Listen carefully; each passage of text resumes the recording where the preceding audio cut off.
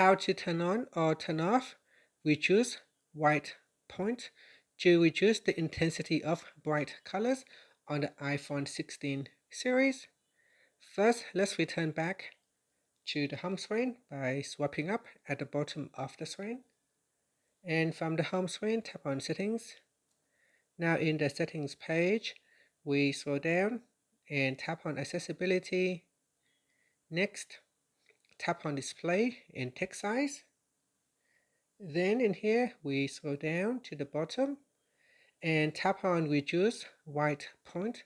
Tap on the toggle button to turn it on or switch it off. When you turn on Reduce White Point, you can also change the intensity of it by dragging on the intensity bar.